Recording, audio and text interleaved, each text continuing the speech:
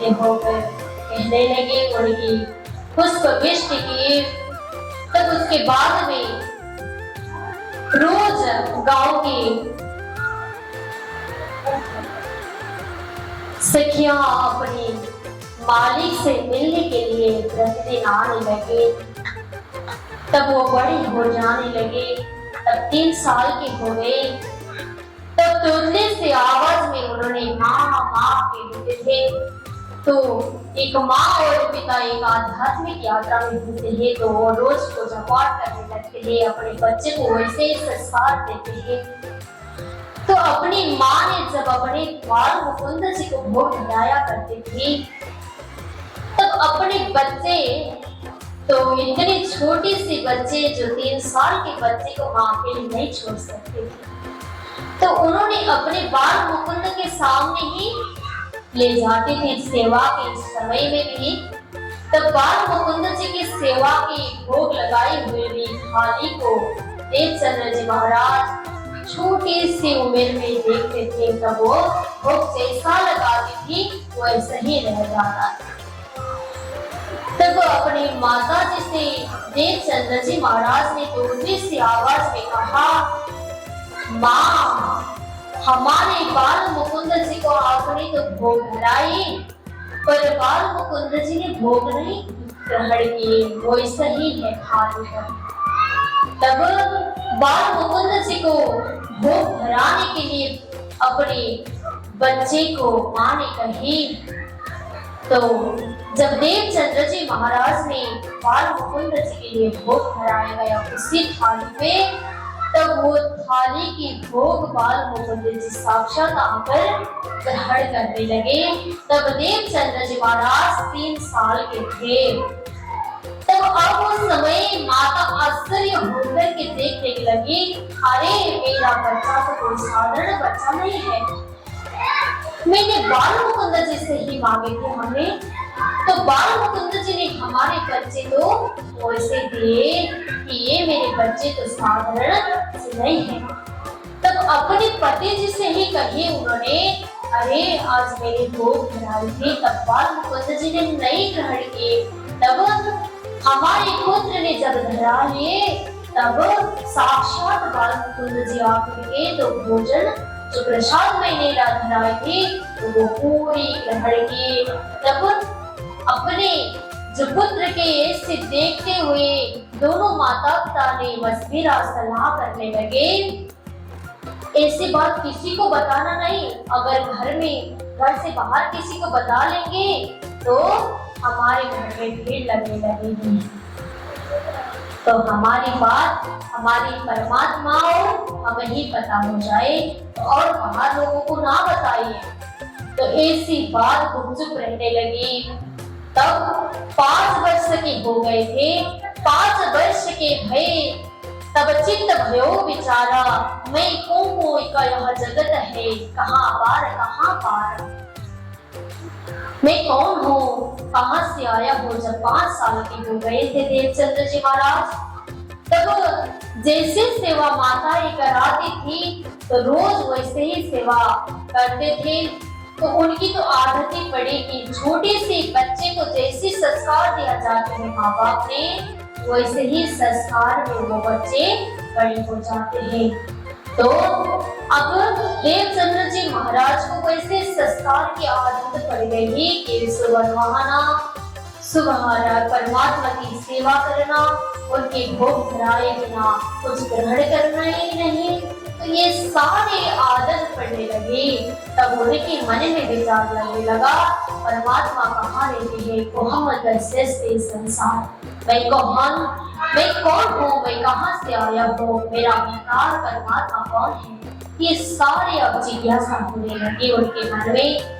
तब इस समय एक दिन बच्चे 5 साल के बच्चे कितने बड़े होते हैं, छोटे ही तो होते हैं ना।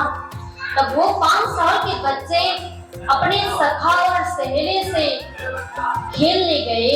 तब उस समय जो तालाब था उसके आसपास में प्रेत आ जाते थे, मसान ऐसे उड़ जाते थे। तब वहां खेलने लगे। शाम के समय में तब देवचंद्र जी महाराज के जो जितने भी शिष्य वो सामने खेलने वाले बच्चे थे, साथ में जितने भी थे, वो खेलने वाले सखा ने कहा, अरे देवचंद्र अब शाम हो गया, चले घर, यहाँ रहना ठीक नहीं होगा, यहाँ तो जो कुछ भी हो सकता है।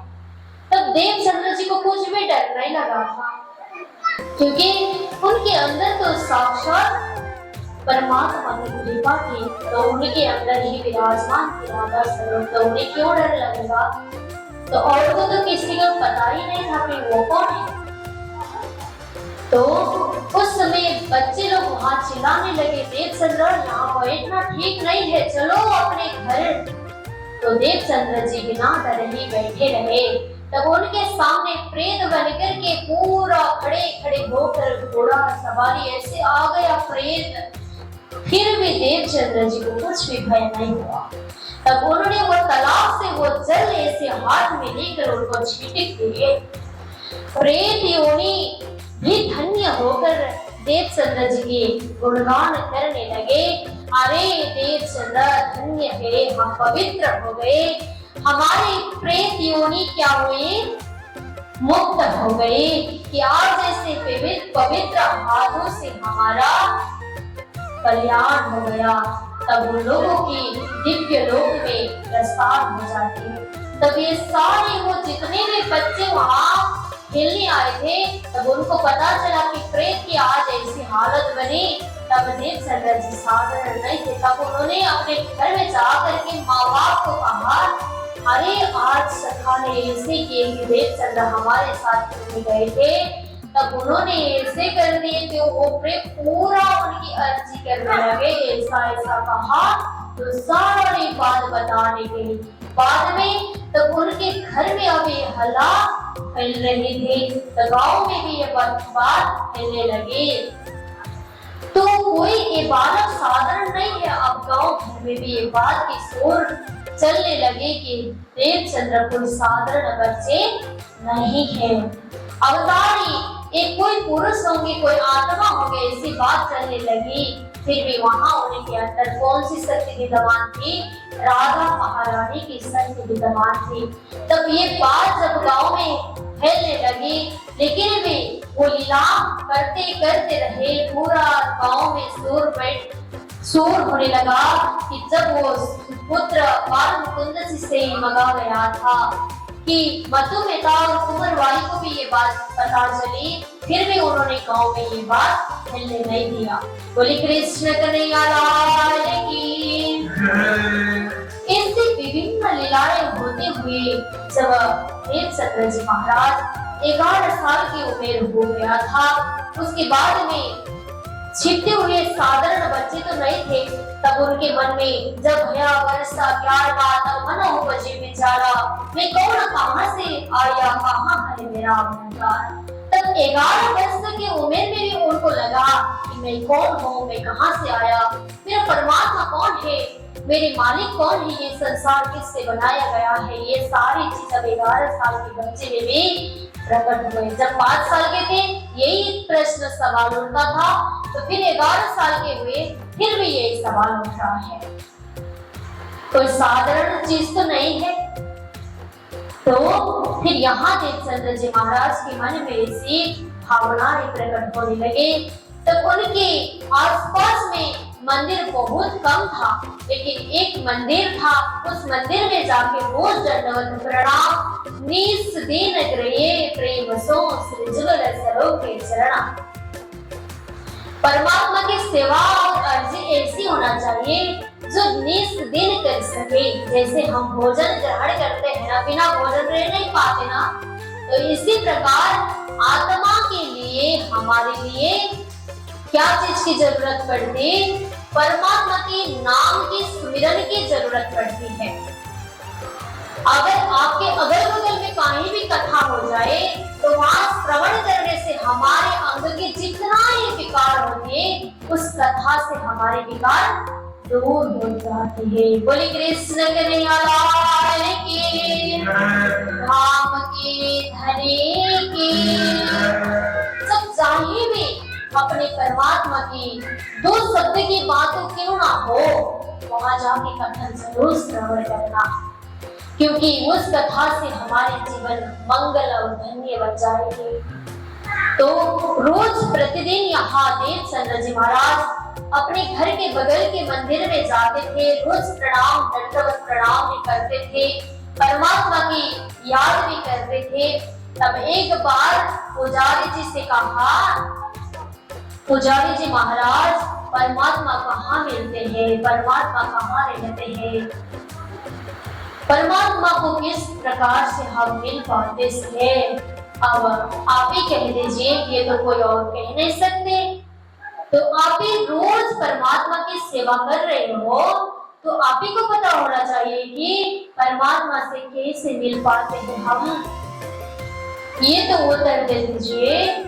तब उनको कोई भी उत्तर के सवाल तो नहीं था, फिर भी उन्होंने कहा परमात्मा जरूर मिलेंगे, लेकिन कैसे मिलेंगे?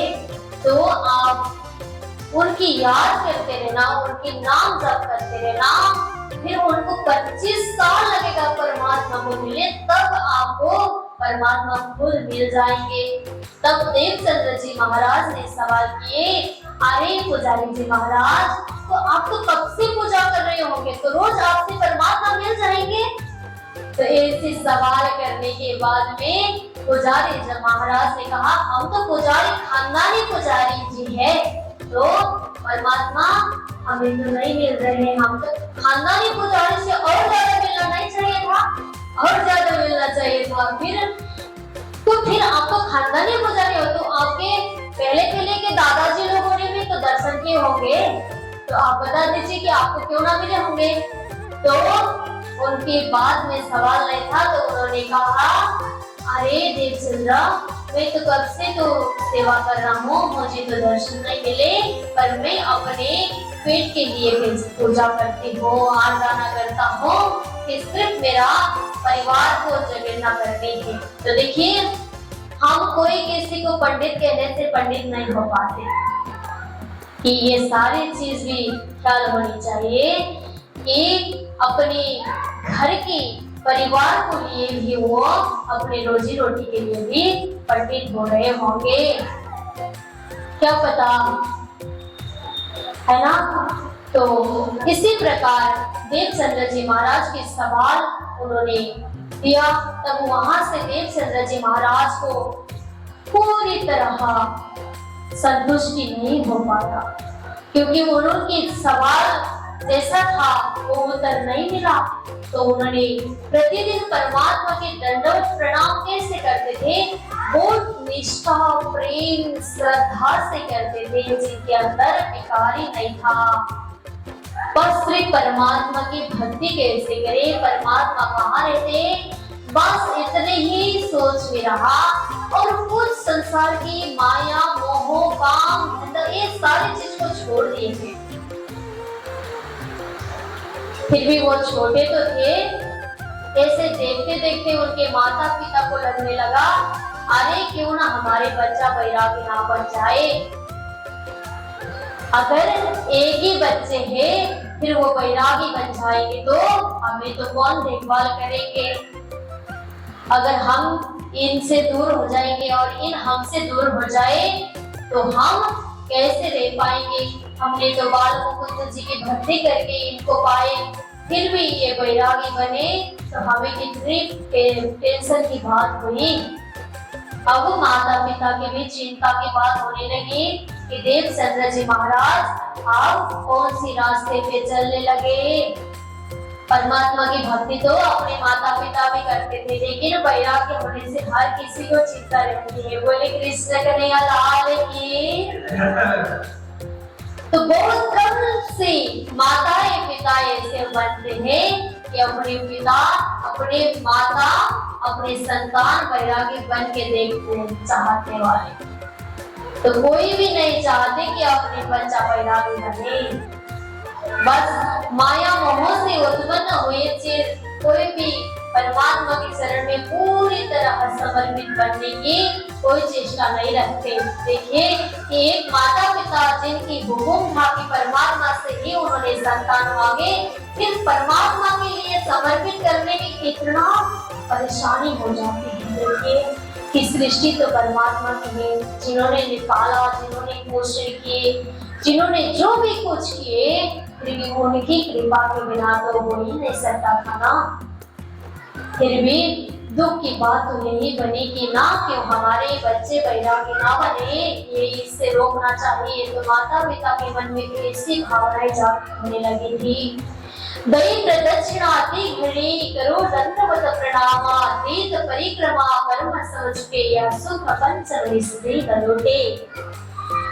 हमें ऐसे सुख प्राप्त होने से कि निस दिन प्रणाम करते हैं, दंडवत करते हैं, तब परिक्रमा लगाते हैं राज्य महाराज की, तब क्या मिलती है? हमें सुख प्राप्ति मिलती है। तो उनके आनंद के लिए देवचंद्र जी महाराज इतनी कर्म करते थे, बस हमें परमात्मा के सुख मिले, हमें परमात्मा मिल जाए, और कुछ नहीं था उन्हें।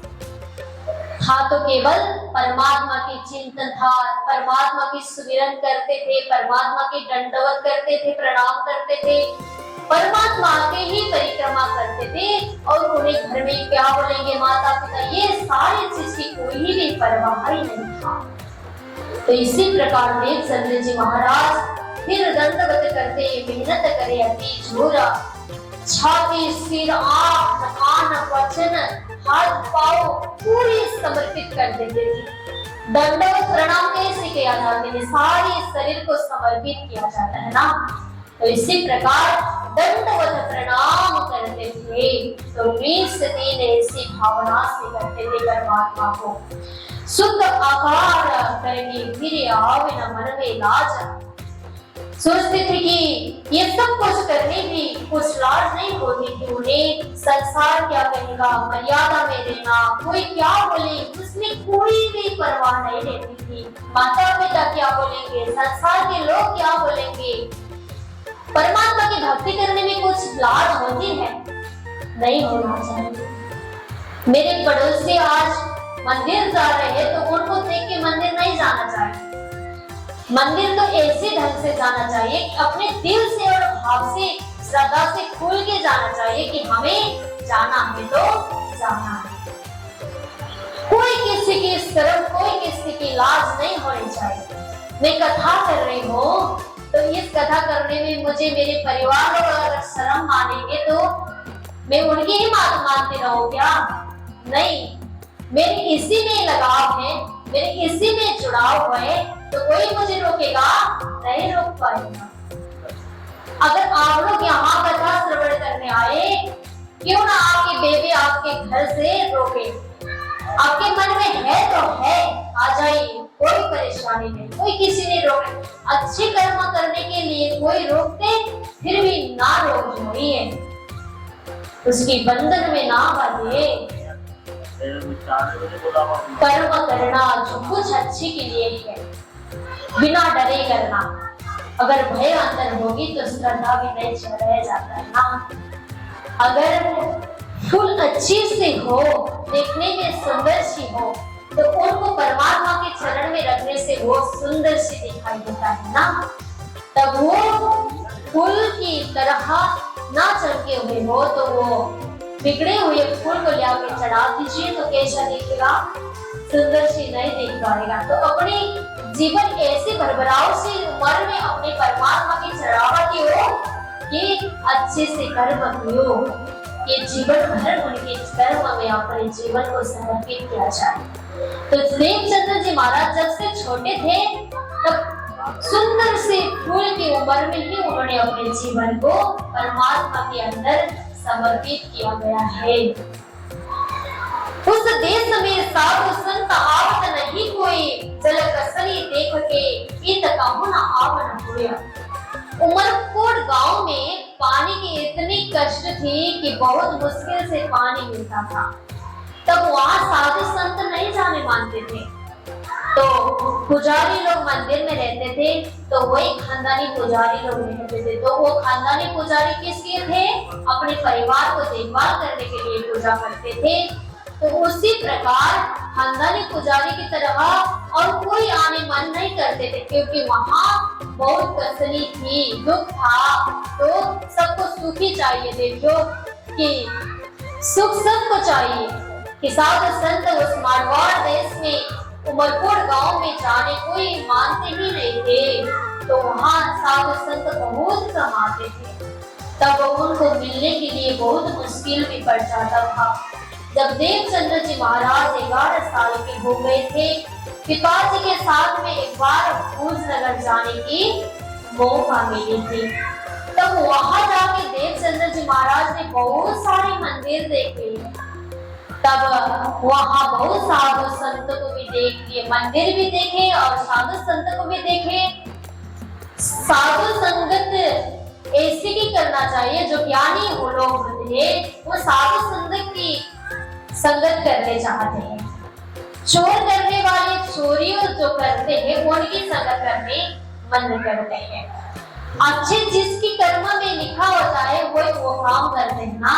अगर आप ज्ञान की संगत करना चाहते हो तो साधु संतों को ढूंढ लिया जाते हैं। अगर चोरी करने की मन हो तो चोर को ढूंढा जाता है ना। इसी प्रकार यहाँ देवचंद्र जी महाराज साधु संतों की खोज में लगे कि साधु संत कहाँ मिलेंगे हमारे, कि परमात्मा की पहचान करवाने वाले हमें गुरु कहाँ मिलेंगे। इस खोज में ढूंढने के लिए गए थे। लेकिन पिताजी का उद्देश्य क्या था? पिताजी की उद्देश्य था कि मेरे बेटे एक लौटे बेटे एक व्यापारी के हिसाब से मेरे जैसे कुछ काम धंधा किया करे। कि अब तो 11 साल की हुई है तो शादी करने की उम्र भी हो जाएगी, तब वो कुछ काम धंधा में लगे तो हमें भी अच्छा हो जाएगा, परेशानी कम हो जाएगी, हमारे काम धंधा को उनको सौंप देंगे। ऐसी भावना के साथ में जब भोजनगर अपने पिताजी ने ले चले थे, तब उनकी दृष्टि व्यापार में कुछ नहीं लगा था। उनकी दृष्टि केवल लगा था तो मंदिर में और साधु संत के नजर में। अब वहाँ साधु संत बहुत देखे। तब घर तो पिताजी के साथ में लौट आए। फिर उनके मन घर में आने से मन नहीं भरा, मन तो पल भी नहीं बना। अब कैसे हम यहाँ से निकल जाए, इतने ही था उनके मन में। बात तब की मन में रही, मैं जाऊं कच्छ में, अब मैं यहाँ रहने की मन नहीं है। कहाँ जाए के खोज करो पाऊं परमेश्वर दीन से। अब मैं कच्छ जाके परमात्मा की ढूंढूं तो जरूर वहाँ परमात्मा मुझे मिलेंगे। मैं अब कच्छ जाने की तैयारी जरूर करूँ। तब ऐसी विचार मन में आने लगा। घर में खटपट रहे, मन में रहे वैराग। मन में अब खटपट भी होने लगे और वैराग्य भी होने लगे। उनके मन में संसार की कोई भी लाज नहीं था। माता क्या कहेंगे, लोग क्या कहेगा, मेरे साथ में खेलने वाले सखाए थे उनके क्या कुछ भी मतलब नहीं। अब दुनिया से पैर रहे, उन्हें देखने लगे आग। अब दुनिया को देखने लगे तो परेशान होने लगा उनको। कोई खेलने के लिए बुलाए जाते तो वो मना कर देते थे, तो कोई काम धंधा के लिए बुलाए करे तो उसमें भी मन नहीं जाता था। तो उनको इतने ही था कि हमें परमात्मा से कैसे मिले, हमें कुछ भी नहीं चाहिए। न उनको माता पिता को देखना था, न संसार को देखना था, न व्यवस्था, न सारी कुछ भी नहीं चाहिए।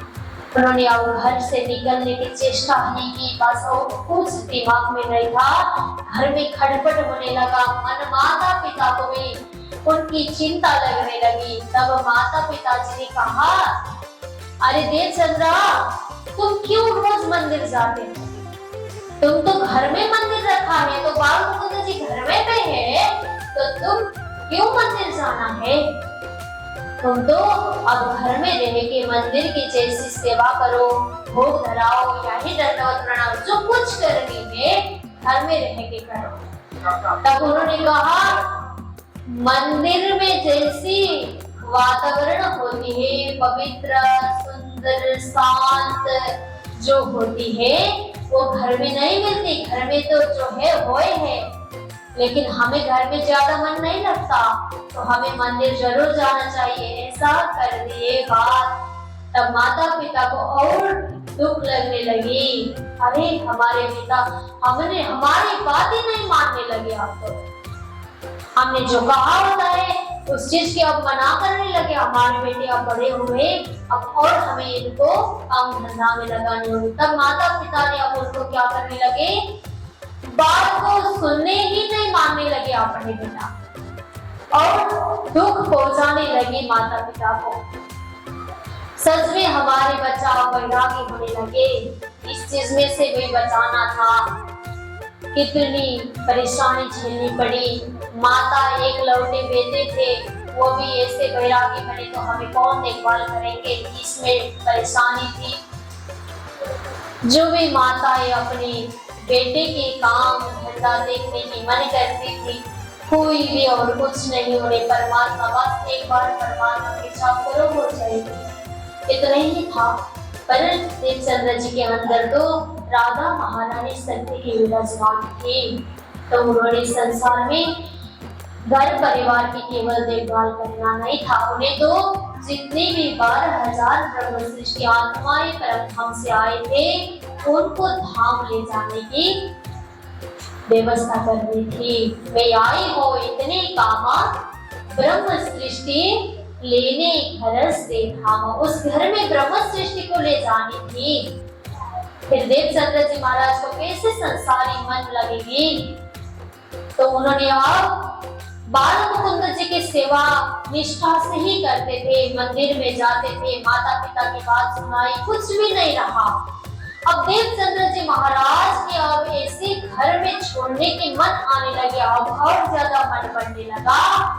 अरे मैं अब ऐसी खोज में रहने लगूं कि अब यहाँ से कोई मेरे साथ अच्छा जाने हो तो मैं वहां निकल जाऊंगा, उनके साथ अच्छा निकल जाऊंगा, तब ऐसे मुझे वहां परमात्मा मिलेंगे, साधु संत मिलेंगे, मुझे कोई परेशानी नहीं होगी, तो परमात्मा ही मिलेंगे बस।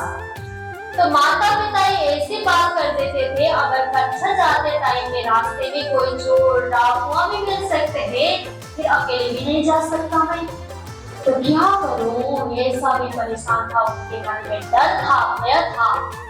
तो अब देवचंद्र जी महाराज धीरे धीरे धीरे देवचंद्र जी महाराज 17 वर्ष के हो गए। तब 17 वर्ष के हो गए थे, तब उमरकोट से राजा की विवाह, अब वहां से बारात निकलने वाली की खबर मिलती है देवचंद्र जी महाराज को कि कोई मंत्री के बेटा के शादी होगा, तो आप वहां जाके पूछिए देवचंद्र। तो ये खबर उनके कान में पड़ा। तब देवचंद्र जी महाराज जा करके पूछने लगे मंत्री जी से, अरे मंत्री जी मैं भी आपके साथ कच्छ जाना चाहता हूँ। तो मंत्री जी ने पूछा, तुम्हारे साथ क्या सवारी है? तो देवचंद्र जी महाराज ने कहा, मेरे पास में तो सवारी नहीं है, आप ले जाइए हमें। तो उन्होंने कहा, हमें नहीं ले जा सकते तुम्हें, आप माता पिता जी से पूछ करके ही हमारे साथ चल सकते हो, तो एक आपके साथ में, तुम्हारे साथ में सवारी होना भी चाहिए, तभी आप हमसे चल सकते हो। तो ऐसी कहने से भी देवचंद्र जी के मन में खटपट आने लगे, क्यों ना हम ना जा सके। तो देवचंद्र जी महाराज घर में आकर के शाम को ये सब सारी चीज की तैयारी करने लगे। घर में मन रहने की ठिकान नहीं रही, शांति नहीं था, प्रसन्नता नहीं हुई। अब हमें जैसे भी निकलनी है, जैसे भी बाहर निकलनी है, हमें यहाँ रहना नहीं, अच्छा जाना है तो जाना है, भक्ति करनी है तो भक्ति करनी है, सत्संग करनी तो सत्संग करनी, हमें कोई किसी की बात से परवाह नहीं। अब देवचंद्र जी महाराज की बात मंत्री जी ने तो टाल दी कि उन्होंने सवारी की बात की, तो देवचंद्र जी के महाराज के पास तो सवारी भी नहीं था, ज्यादा धन भी नहीं था, वो तो कैसे उनके साथ में ज्यादा होगा, कुछ भी नहीं था। चले उन्होंने आके अपने घर में अपने जो कुछ भी साथ में ले जाने की चीज थी वो साथ में माता पिता जब विश्राम करते समय उन्होंने अकेले में जितने भी अपने साथ में सामान रखते थे, थाली, कटोरी, तवा, तिल संरचनी, कटार रखा, तलवार छोटा सा उन्होंने रखा। तब उसके बाद में जितने भी जरूरत की चीज, अपने जरूरत जो चीज होती है वो रखे। तब उसके बाद में उन्होंने सोचे मैं अब थोड़ा सा क्यों ना खर्च भी ना रखूं,